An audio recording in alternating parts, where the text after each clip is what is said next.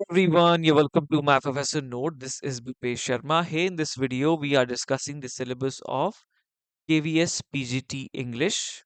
For what your application forms are out. The process of filling the form has already begun from 14th of November, which will go up till 6th of December, right? So right now you have time, and I advise you to fill your form as soon as possible to get your desired centers.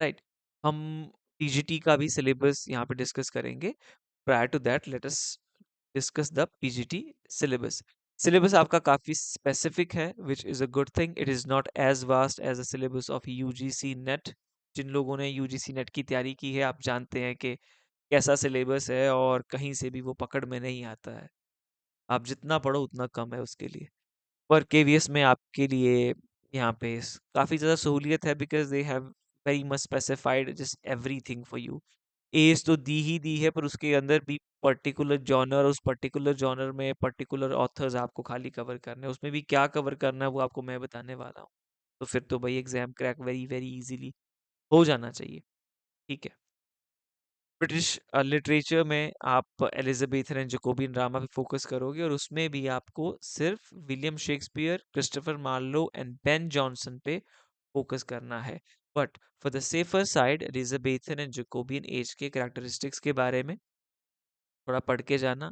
बाकी के जो main यहाँ पे dramatist हुए हैं उनके बारे में थोड़ा थोड़ा पढ़ के जाना मेनली तो आपके विलियम शेक्सपियर ही हैं क्रिस्टोफर मार्लो ही हैं और बेन जॉनसन ही हैं ठीक है And in author maybe इनके biographical details are very important and how they are being described by the literary critiques के बारे में main quotes क्या हैं उन्हें कैसे describe किया जाता है ठीक है all those things are very very important from the exam perspective तो विलियम शेक्सपियर में इनके ट्रेजेडीज जो हैं वो फेमस हैं ठीक है क्रिस्टोफर मार्लो के अगेन इनके ट्रेजेडीज फेमस हैं दो तीन ही हैं डॉक्टर फॉस्टर्स है ज्यू ऑफ द माल्टा है एंड ये टेमुरलेन है बेन जॉनसन भी वॉलपॉनी प्ले के लिए फेमस हैं है ना देन इनका एल्केमिस्ट है उसके लिए फेमस है एपिशियन द साइलेंट वुमन के लिए फेमस है ये कॉमेडी के लिए ज़्यादा फेमस है ठीक है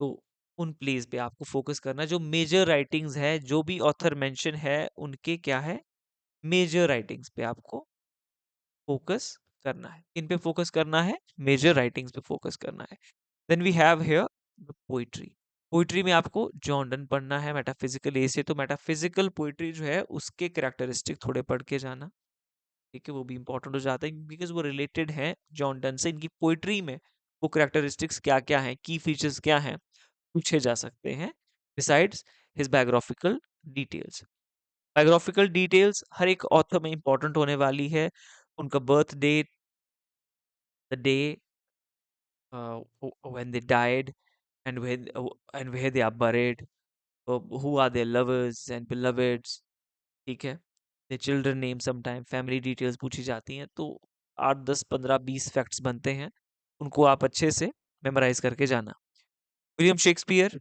sorry William Wordsworth romantic as author हैं तो मैं रोमांटिक एज के जो कैरेक्टरिस्टिक्स हैं जो इनके की फीचर्स हैं besides the biographical details are very important बाकी जो इनके जो मेजर राइटिंग्स होते हैं जैसे कि लिरिकल बैलेड्स हैं ठीक है उन पे आप मेन फोकस करना लिरिकल बैलेड्स में कौन कौन इनकी जो पोम्स हैं उन पे फोकस करके जाना सैमुअल टेलर इन दोनों ने क्या है लिरिकल बैलेड्स को जो है पब्लिश किया था they are the one they wrote the manifesto of the romantic poetry they begin that romantic era with the publication of the lyrical ballads John Keats इनके मेजर वर्क्स इनके odes के लिए ये काफ़ी फेमस हैं तो उन पे आपको मेनली फोकस करना है beside his biographical details then आता है विक्टोरियन एंड मॉडर्न राइटर्स की features characteristics will be of a great importance in each every period which are being mentioned है इन दिस सिलेबस तो वो आपको कवर करने ही करने हैं चार्ल्स डिकन्स जो मेजर ऑथर्स हैं David Copperfield the tale of two cities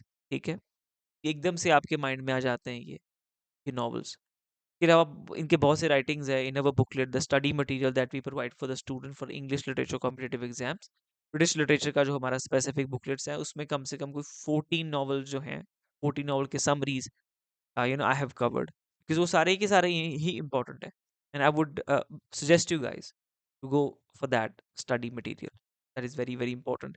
I'll mention the contacts below in the description box. मैं यहाँ पे भी आपको contact बता देता हूँ, 9625101499। इस पे आप व्हाट्सएप कर सकते हो, आप कॉल कर सकते हो, नो द डिटेल्स, और आपको sample will be provided, right? And do join the Telegram channel. There you can read the reviews of the previously qualified students. ठीक है?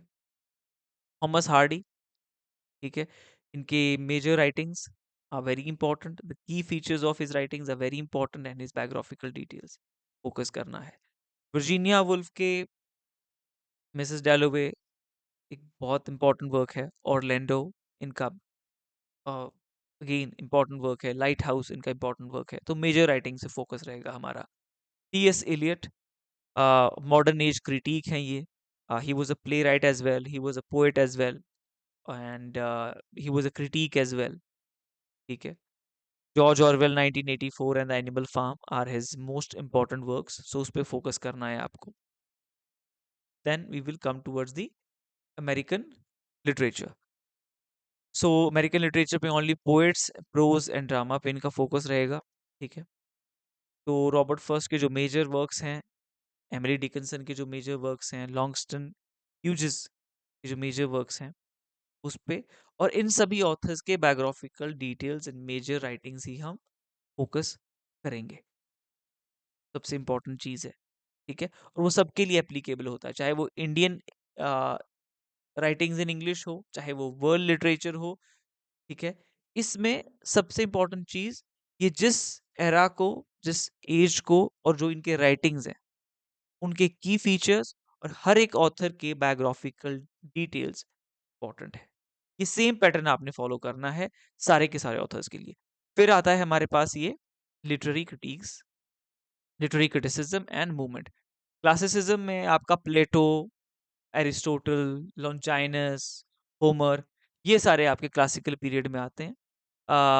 रोमांटिसिज्म में आपके, वो तो आपका पीरियड ही, ये जो मूवमेंट है शुरू हुआ था लिरिकल बैलेड से, as I mention. Then modernism आपका आता है. Here T S. Eliot has played a very major role to do that transition. Then Virginia Woolf, James Joyce, these are the very prominent author here. Modernism, इनके सभी के क्या याद करने हैं? इनके करने हैं की फीचर्स, दूसरी बात मेजर फिगर्स, तीसरी बात इन मेजर फिगर्स के वर्क्स एंड द कॉन्सेप्ट और the terms that they have propounded. ठीक है? पोस्ट colonialism में आपके हैं, मान लो होमी के भाभा. कौन है? होमी के भाभा हैं. तो होमी के भाभा ने हाइब्रिडिटी का टर्म दिया है. ठीक है? Which is a mixture of two things. Hindi and English से नई इंग्लिश, नई एक लैंग्वेज बन गई इंग्लिश. ठीक है? तो ये बहुत इंपॉर्टेंट है हमारे लिए जानना, की features, major figures, their major works, the terms and the concept that they have propounded. Structuralism में भी. ठीक है? तो इस तरीके से आपको ये कवर करना है. ठीक है? और आप सिर्फ पढ़ने पे फोकस करो. ठीक है? अगर आप डेटा कलेक्ट करने में जाओगे, इफ यू गो के गेम ऑनलाइन जाओगे, क्रिस्टोफर मार लो का कुछ यहाँ से पढ़ लिया, फिर क्लिक करके कुछ दूसरी वेबसाइट पे आप चले गए. जितना हो सके hard copy study material access कर लो, और without much access to the internet, जो कि आपको मेजरली आज की डेट पे सिर्फ और सिर्फ डिस्ट्रैक्ट होता है उससे इंसान. उससे जितना हो सके दूर रहने की कोशिश करो, अगर unless you have a great control over your mind. ठीक है? इसीलिए कह रहा हूँ. बाकी आप अपनी चॉइस के अकॉर्डिंग प्रेपरेशन कर सकते हैं. अब दूसरा आते हैं, ये टीजीटी का है. इसका सिलेबस ब्रिटिश लिटरेचर का ऑलमोस्ट पूरा का पूरा सेम ही है. इसमें बस एक चीज है जो नहीं इन्होंने मेंशन की है, वो है आपका अमेरिकन लिटरेचर. तो अमेरिकन लिटरेचर इसमें आपका नहीं है. बाकी आपका सेम टू सेम वही चीजें इसमें इन्होंने की हैं. और मैंने आपको क्या पैटर्न बताया, आपने क्या फॉलो करना है.